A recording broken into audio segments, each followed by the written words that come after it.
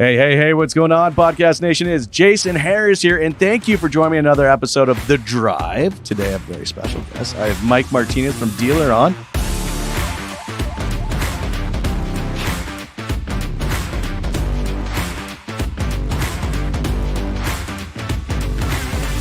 Mike, what's going on, man? How you doing? Super excited. This is DealerOn's 20th year. That is crazy cool. We are celebrating our 20th year. So excited. New products, new partnerships. Yeah. Company's been, it's just amazing to see how it's grown. I've been there now for almost 7 years. And I think we've almost 5x'd the company we were when I started. Wow. It's, you know what, businesses like this, they're your children. You know, you in some cases they may spend more time with them. But I'm curious. I like kicking off these podcasts actually with little origin stories, right? I'd love to hear just how people just found their way into automotive. Yep. And then B, I love to hear, from your guys' company perspective of like, what was that kind of like aha moment? You're like, hey, that's a problem and we need to go solve it, But let's start off with you, Mike.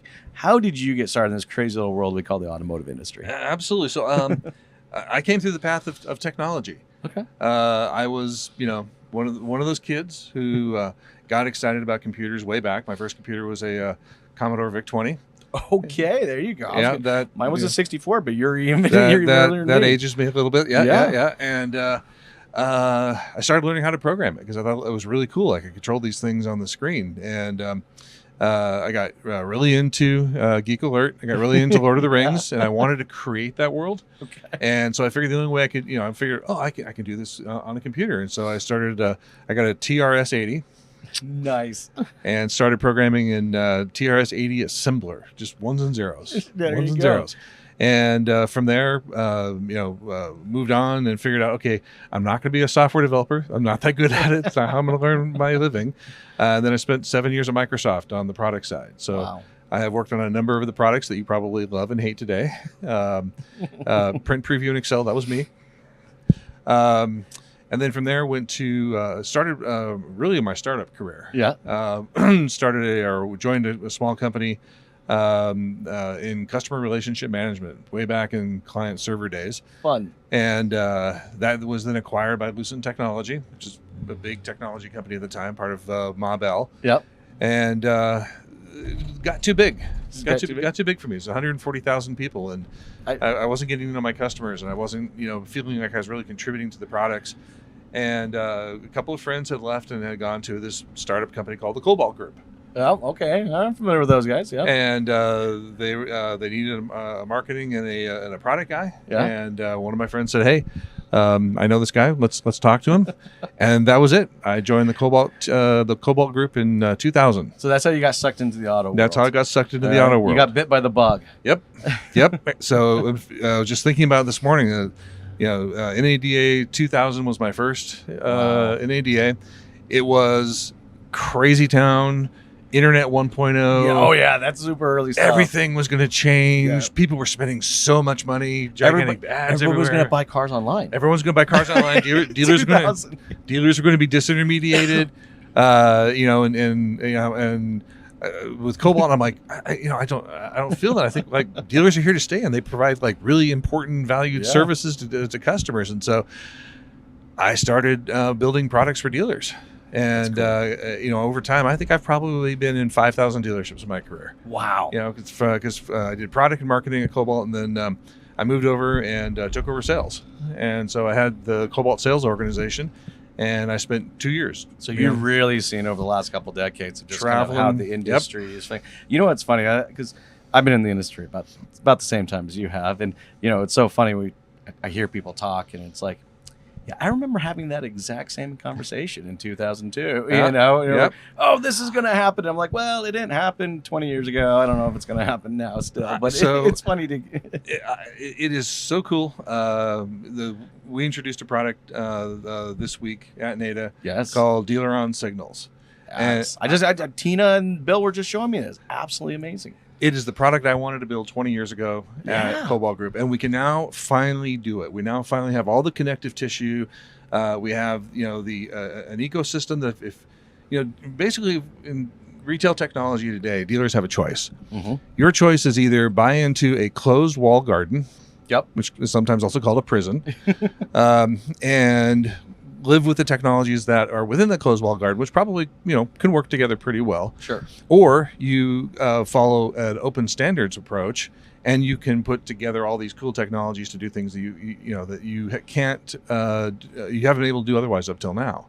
And that's what Signal's really all about, is this democratizing all of this client and consumer data, all this behavioral data, what I'm doing online, all the and personalizing the website to the individual without having to trap you in a walled garden. Look, this hyper personalization, I think, impacts the customer experience in such a huge way.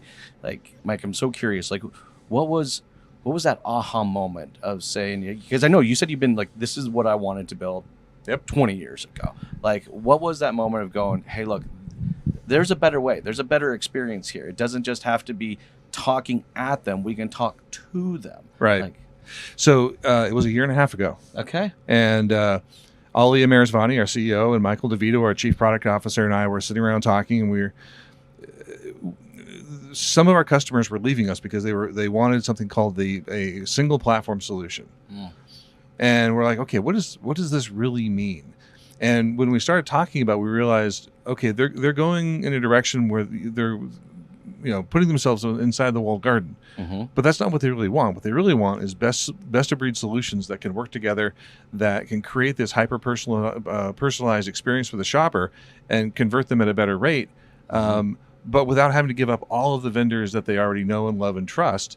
So instead, and we spent the last year and a half and a lot of investment in late night pizza, building this product that allows us to, create that experience and to leverage all of the vendors. Mm-hmm. Because if you try, one person's one person, company is only as powerful as Well, yeah, no, look, well, to your point, like the data right now, it's been sitting on all these multiple islands. Yeah. Right. Like, I got data in my DMS, I got data in my CRM, I got I have all kinds of different cookieless data and cookie data. Well, I guess no more, but all this data online from a behavioral perspective. That I have all the data coming off my website.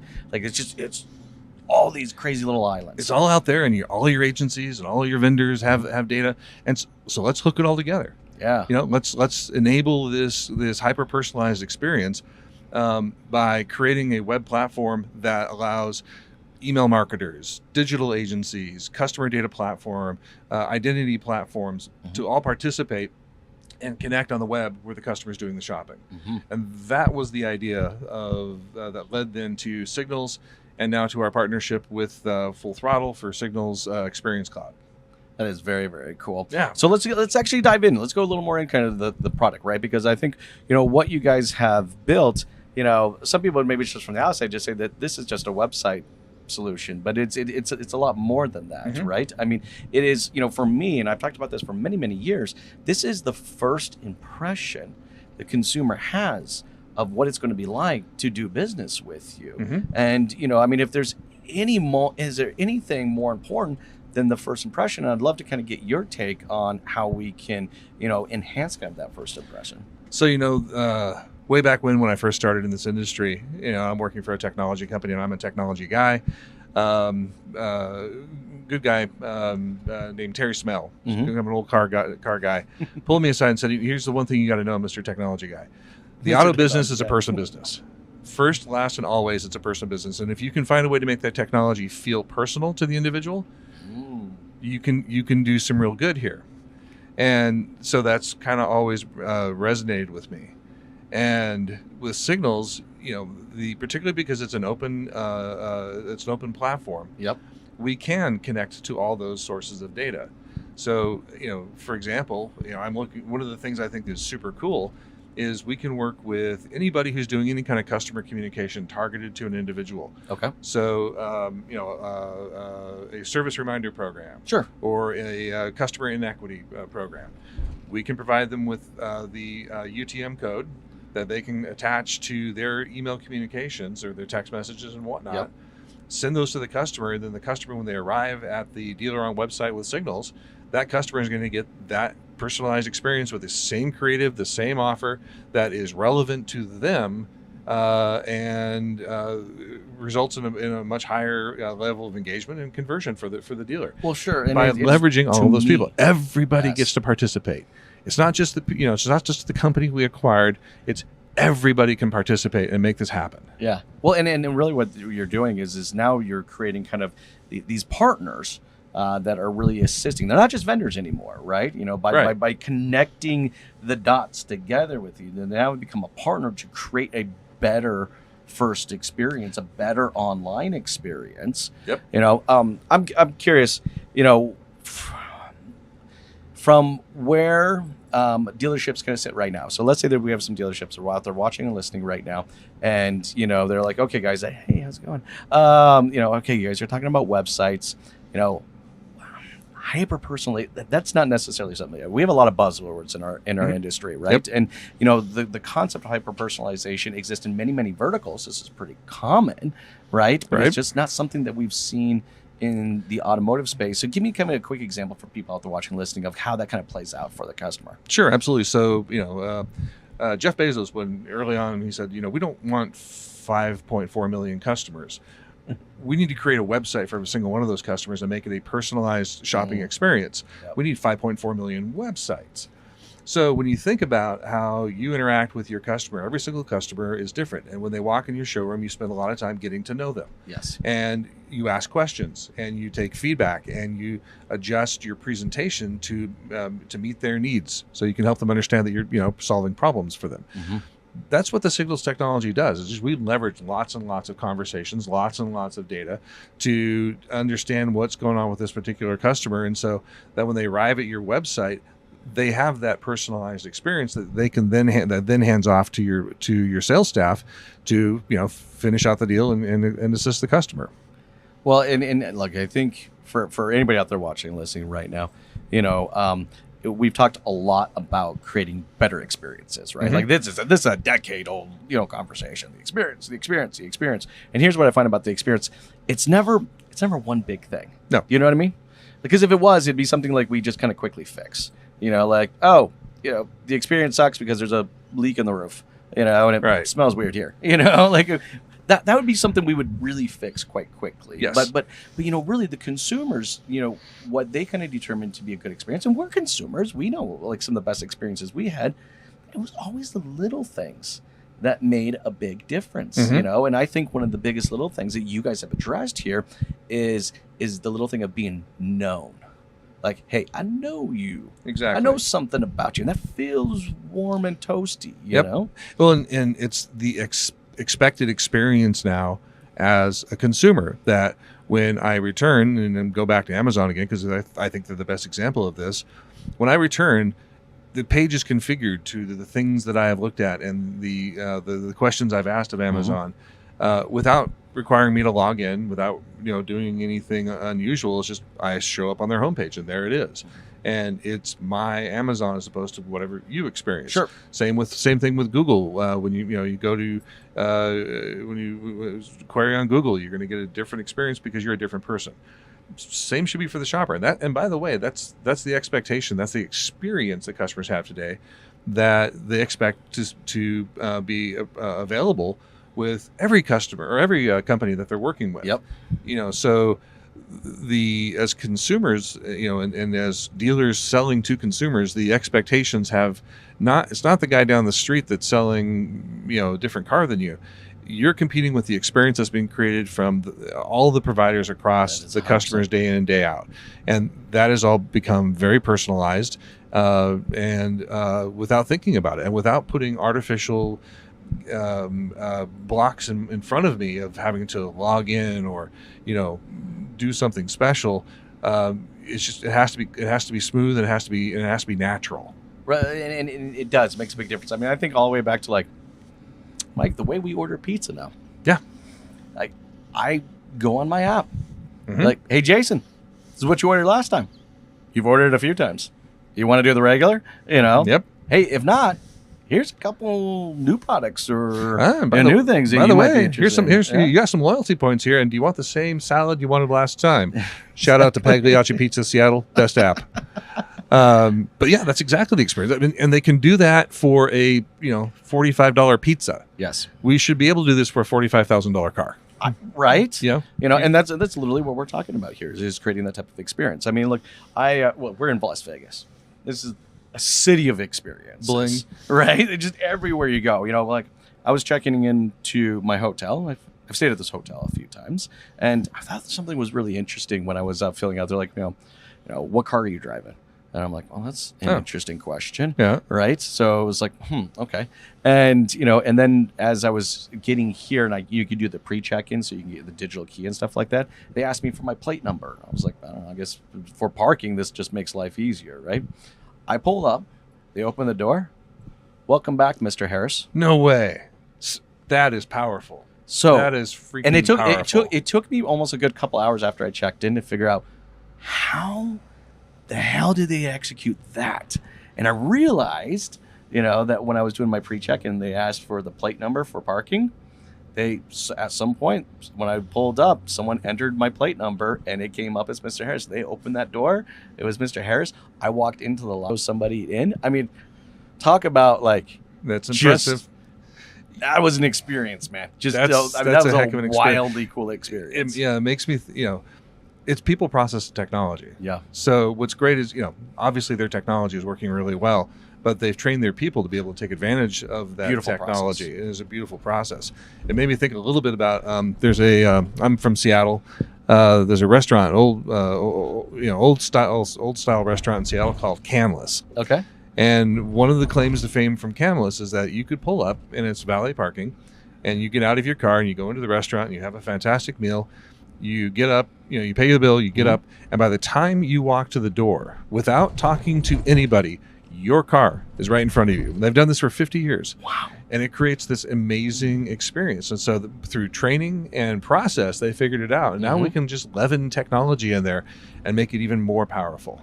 And that's pretty much what we're talking about here. It's kind of the same thing, right? We have a great process when someone comes to our dealership.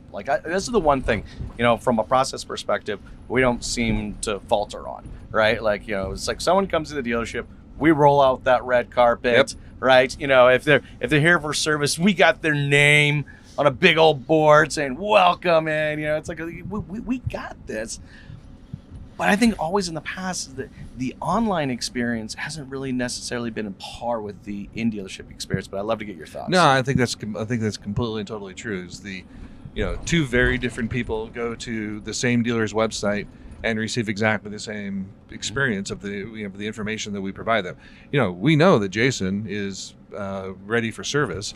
Why are we spending time, why aren't we spending some of that time helping Jason, get to a service appointment faster? And by the way, since we know Jason and Jason's car and information about you and where you are in your service intervals, preload that information without having to bother me. But instead, you hit the website in most cases, and then you got to click on a bunch of stuff. It's just Right. it's silly. Well, it's funny. I think there's actually more gates that I have to go through in the online experience these days now than I do when I actually show up to the dealership, right? Yeah.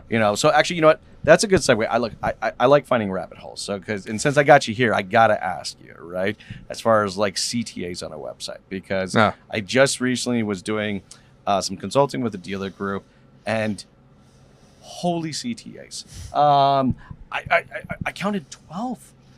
12 different types of call to actions, and I don't know. Sometimes I sit on the fence, but Mike, I'd love to get your thoughts on this. Let's take this back to the customer experience. First of all, a lot of those CTAs are there because they're being driven by some application that's on the website.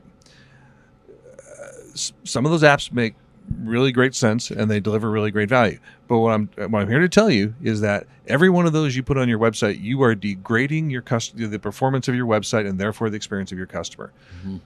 Customers live and die by page speed times. They're not, it used to be 2 seconds. It's now sub 1 second. And the more CTAs, the more things you load, surveys and credit offers and blah, blah, blah that you load up onto your website, you are slowing the page down and you're creating a crappy customer experience.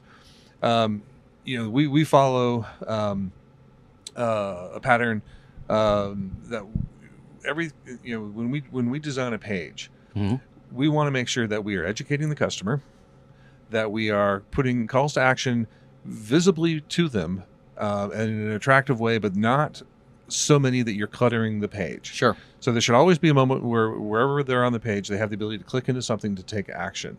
But if you have this circus wagon design of chat popping up and all these other CTAs bouncing around the page and distracting the customer from the critical business of interacting with your page and, For sure. and converting to a lead, you are working against yourself, both in terms of the performance of the website and therefore the customer experience, both from a speed perspective as well as from a visual perspective. Yes. And that's you're running counter to your experience. You're running counter to your own best interest as the dealership. It would be as if you kept locking doors in your dealership and you kept asking the customer. It would be. Keep opening keys. Yeah. Just, there's another door. No, wait. There's one more door. Another It's door. like, yeah, and it was supposed to be unlocked during business hours, but you put a lock in it because now you're forcing information from me. It's a terrible customer experience. So. It is, and look, I think websites, and I've had this conversation, I think, for many years, right? Is from a dealership's perspective, is balancing out the need of the customer experience and the dealership's need for lead generation. Mm-hmm. So I'd love to kind of get your thoughts. But those are not separate, distinct things that are in some sort of. They get treated pretty separately, though. But they're not. I hear you. I hear you. The experience leads to the conversion, and yes, there are tools and techniques that we can put in place that will help increase the conversion. We have lots of those at DealerOn. Yep. But they should all be working in concert to create a better shopping experience. Mm-hmm. So if you divorce yourself from the experience and think that, this, by creating a bad experience, I'm somehow creating a better return on my internet investment, you're fooling yourself. Yes. And in particular over the long term, because then the 98% of your customers go to your website. They go to the website far more frequently now than they go to any number of dealership stores. Source of information, source of everything. You're damaging your brand. Yes. You want that customer to buy 5, 6, 7, 8 cars from you. You want them to bring their car back and service it with you. If you would know, creating that kind of weird experience online does to your brand what creating lots of doors to walk through in your dealership would do. Yeah. It just simply is irritating the customer and creating in their mind this terrible brand experience that, okay, now why would I do business with, of course, Mike Martinez Chevrolet? They're just terrible to work with, So it's almost a sign of disrespect. I mean, to be honest with you. Yeah, it is not the hospitality and the people business that is the automotive industry. It's a misuse of technology. Right. Look, the website shouldn't have the intention to connect, not to just generate a person's name, email address, and phone number. Your website should be the best greeter you've ever had. There we go, right? Yeah. Should be in the best greeters that you have. And, when we talked a little bit about this earlier, it's that first impression. Okay, so now this is going to take me to a next conference, a topic that has been discussed many times, and many people live on the different sides of this. All right, I have my website from a branding perspective. Uh-huh. All right, I have 2 needs I need to fill, and always kind of seems to be a battle. There's the need of my manufacturer's branding requirements, mm-hmm. and then the need of, hey, I want to be unique and be myself. Love to get your thoughts on how we balance that. But then that's exactly the right word. It is a balance. Mm-hmm. It is a partnership, and some brands do a fantastic job of this. Other brands, I think, there's opportunity for improvement. But the customer's not buying the car from brand X. Yes, the customer's buying the car from the dealership. So therefore, the dealership has to have the ability to brand themselves, to express their uniqueness, to express the, why to buy from me, and in a way that is connected to the brand values of the vehicle that they're selling, and to the experience that the shopper needs to have, both from the local hospitality of the dealership to the the feel of the wheels on the road, mm-hmm. For the manufacturer. So it is a partnership. Our industry has not always done super well in this. Sometimes been a little friction between the partners. But at the end of the day, it's the customer that pays the paychecks, both for Yes. manufacturers and for the dealerships. And so therefore we have to make sure that we are creating the experience between the brands that allows both parties to grow and be successful, while still making a great experience for the customer and giving them a reason to stick with the dealership and to stick with the brand. Well, and it does make sense, and it is a balance. It is a balance. Sometimes it balances way too much to one side versus the other. Undoubtedly. I was recently on a dealership's website, and we was doing a little bit of consulting with them, and it looked like a circus. Yep. The amount of flashing lights and non let's call them brand coloring all over the site. Dumb pop-ups. Oh my gosh! Should we get into the conversation of pop-ups? It feels like that could be a whole podcast in itself. I think that probably could. Pop-up or not to pop up? There's a right way to do it. Okay, all right. Explain to me the right way. I want to hear it. Use artificial intelligence and technology to figure out, a good time to put a pop-up is when a customer has not accomplished anything on your website and they're about to exit out. Yes. That's a good time for a pop-up. Yes. Because there you can catch their attention and say, hey, by the way, one more offer, and maybe you want to stick with me. So I think that's a great way to do it. Sure. To do it just when they hit the website and then you start popping pop-ups. No, that's a terrible way. You're creating a bad experience. So I think there's a good way to do pop-ups. There is a good way to do pop-ups. Well, it makes sense. It's like, hey, just before you leave, but definitely some dealerships I think can dial down. I have seen dealerships that I kid you not, same site, 2 different chat companies. Yes. 2 different digital retailing companies. And they all make a noise. They all have a different noise. And they all make noise. And which one and they have completely different experience. So I'm having to get gated on one, so I have to give information, and the other one I'm just getting price, payment, and why are you doing that? And you're paying for both, and you have different chat agents, and you have a different digital retailing. Apparently there's 2 or 3 people in your dealership that are buying things that don't talk together. Yes. And it's all showing up on your website. It all shows on your website. Okay, so then I got a few more questions around the websites, because I love talking websites. I really do. Like I've just you're sort of twisted that way, but I like that about you. I am twisted that way. You know what? Look, one of my first, let's call promotions. All right, was they gave me. I was the director of Internet Operations and BDC. Very cool. And that's because they had no clue what the hell that actually meant, right? They were just like, this. Well, you make a lot of phone calls and you talk to a lot of people. You're really good about developing appointments, and this whole internet thing, right? Because I was probably the youngest guy in the dealership. I was like, yeah, sure, I know something about this internet thing. Yeah, well, why not, right? I mean, I remember getting like our first dealer.com website. I think I want to say maybe it was 2000. Yeah, that's probably around. Okay, maybe late 99 or 2000, something like that. And it was just like I loved it. I was like, oh my gosh, I'm going to be able to connect to more people, right? See, I saw the website not as like a digital brochure, but as a huge opportunity to connect to a much larger amount of people than I was ever going to connect to, inside the dealership. I was looking at my 2,000-3,000 people. Oh my God, if I see 200-300 people in a month, that's insane. Not 2,000-3,000, right? So I want to get into the conversation around content. All right. Because sometimes I see not enough. Sometimes I don't see, like too much, where there's just overload. But I'd love to kind of get your thoughts on content on the site. What's enough? What's not enough? And what do we need to be focused on? Well, enough versus not enough. I don't, there's an argument there. Yes. But I don't think that's where you start. I think you start with content that is of interest to your customer, to your buyer. And the cool thing about automotive is we have lots and lots of content. I mean, we sell cool products. Yes. And there's they're also incredibly complex and technical, and customers get lost in them. So there's a great opportunity to differentiate your website and therefore your customer experience by first starting with the content that matters to your customers. Car reviews, local connecting with your local community, and explaining how XYZ Chevrolet has just been working with the local kids ball team, Go Raiders, and how we partnered together and created a great experience for that community.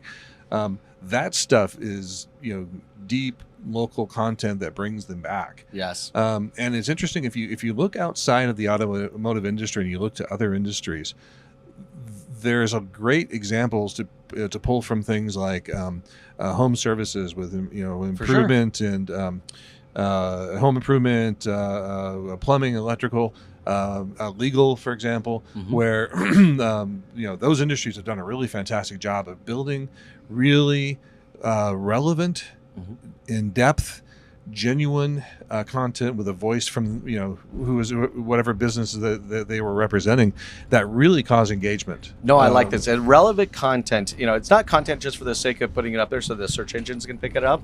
It is content that's relevant to my audience, right? So it's like if you're a dealership out there and you're watching, you're listening right now, it's like it's not enough that you just post about how amazing the Tacoma is. Okay, no. Like everyone knows it's a badass truck. Okay, we get it, and just duplicating the content from your manufacturer's site, that's not. But tell us why you think it's a badass truck. How are you using the truck in your market, right? You and your family took a Tacoma out for camping this weekend. Talk to me about that. Yeah. Have connection through content. Have the lot porter talk about when I'm washing this particular car, this is the curve of the bumper that I think is really cool. That really sets this car apart. Make it really personal and relevant and interesting content. And don't content for content's sake. Too much, too little. I think that's counting angels on the head of a pin. Yep. But looking at do you have a site full of content that no one ever looks at? That's the problem.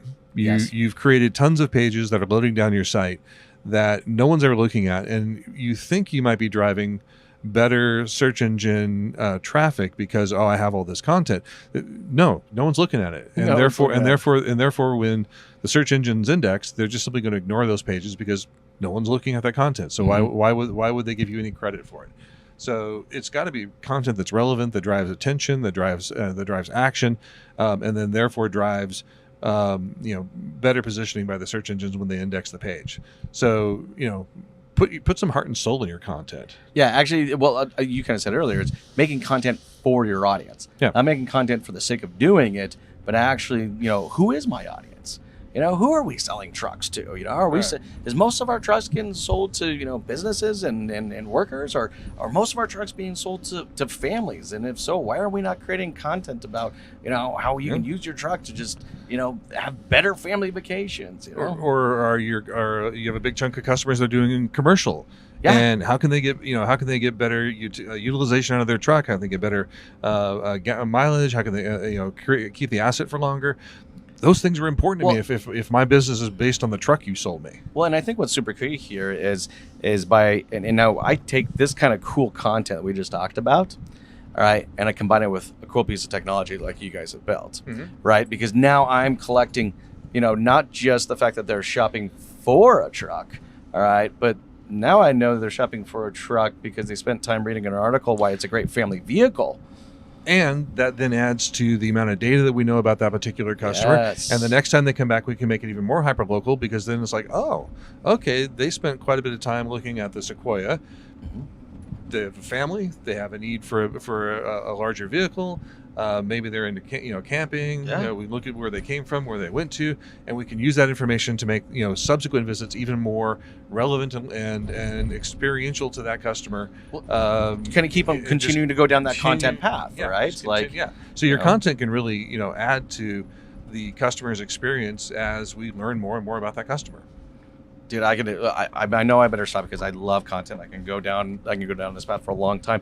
And I know we're getting towards the tail end of our time today. But Mike, before I let you go, because this has been an awesome conversation, for everyone out there who's been watching and listening and would like to connect with you or connect with DealerOn and learn more about this great hyper-personalized solution, this technology you guys have built, what's the easiest way to connect with you guys? So easiest way is our website, DealerOn.com.